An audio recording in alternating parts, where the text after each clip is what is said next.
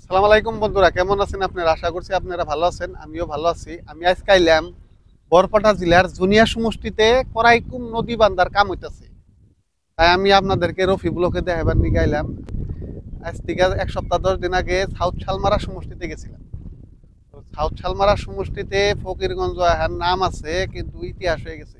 কিন্তু ফকিরগঞ্জ জায়গা নাই, কুচবাড়িও ভাঙ্গা শেষ। এখন আপনার ওহাব বাজার আয়া পাইলই। তো আমি নিজে দেখলাম ওই জায়গায় কোনো ধরনের কাম হইতাছে না, খালি ভাঙতি আছে কমে 5 থেকে 7 কিলোমিটার জায়গা ভেঙে গেছে। তাই আমি বরপেটা জেলার জুনিয়া সমষ্টির করাইকুম নদী বান্ধার কাম কি সুন্দরভাবে হইতাছে, তাই আমি আপনাদেরকে আমার রফি ব্লকের জরিয়তে দেখাইলাম। আপনারা বেশি বেশি শেয়ার করেন, যাতে সাউথ শালমারা সমষ্টিতে নেতারা যাতে এই ব্লকটা দেখবার পারে। আর নেতারা জানি, যেহেতু সামনে ইলেকশন, এমপি ইলেকশন, 26-এ বিধানসভা ইলেকশন, যাতে নেতারা এই কামটা দেখে যাতে সাউথ শালমারা সমষ্টিতেও জানি কামটা করবার পারে। মানে টেকনোলজির যুগ দেখেন, এই টেকনোলজির যুগে যে নেতারা কাম করে না, বা এই যে এমপি ইলেকশন আগে গেল বড় বড় ভাষণ দিব, প্রতিশ্রুতি দিব, কিন্তু কাম করব না। আর সাউথ শালমারা সমষ্টিতে কোনো কাম হইতেছে না, হাজার হাজার বাড়িঘর ভাঙ্গা চলে গেছে। তাই সাউথ শালমারাতে আমার অনেক ফ্যান ফলোয়ার্স আছে, তারা জানি এই ব্লগটা বেশি বেশি শেয়ার করে। আর সাউথ শালমারার যে নেতা আছে, তারা জানি এই ব্লগটা দেখবার পারে।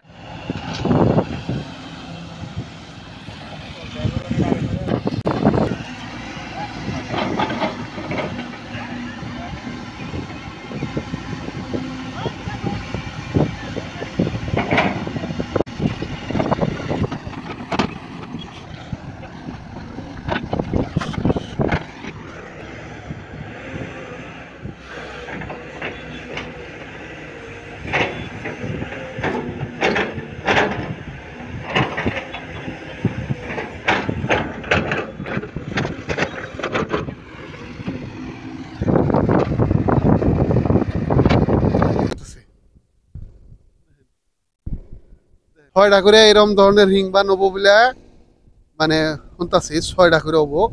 বা এনে হয়েছে একটা একটা দুইটা তিনটা চারটে, দেখেন 4টা রিং বান সামনে। দেখেন পানির কিন্তু অলরেডি ধার পড়ে গেছে, কিন্তু তাও ভাঙবো না। তার মানে সেরকম কামটা সেরকম মজবুত হয়েছে।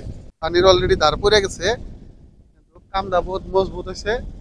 দেখেন সুন্দরভাবে কামটা হয়েছে। আমাদের বরপেটা জেলার মন্দিয়া সমষ্টি, এই সমষ্টির নাম আসাল জুনিয়া সমষ্টি, নাম চেঞ্জ হয়েছে মন্দিয়া সমষ্টি। দেখেন এই যে 1500 মিটারের কাম, দেখেন কি সুন্দরভাবে হয়েছে।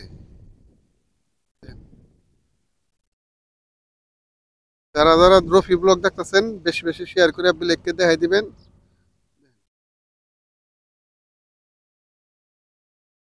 ওই জায়গায় কাম হইতাছে, ওই জায়গায় কাম হইতাছে, জায়গায় কাম হইতাছে।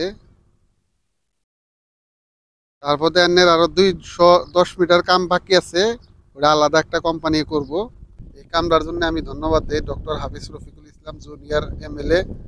ওনার বহুত প্রচেষ্টায় কামটার জন্য লাইগা আসাল। অন্য নেতারা ওই কামটার জন্য লাইগা আসাল, সবে মিলে এই কামটা হয়ে গেছে। মন্দিয়া সমষ্টির কাম কি সুন্দরভাবে হয়ে গেছে।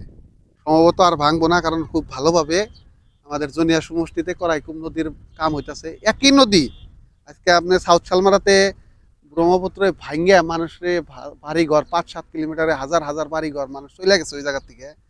আর আমাকে ভাঙছে না, ভাঙা না, এই করাইকুম ব্রিজের পারে জনিয়া সমষ্টিও তো ভাঙছে 1-150 ঘর, কিন্তু তা আর বেশি ভাঙবার পারা নাই।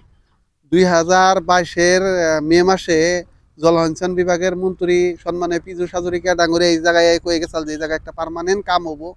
দেখেন কামটা যদিও 1-1.5 বছর লেট হয়েছে, কিন্তু কাম হইতাছে।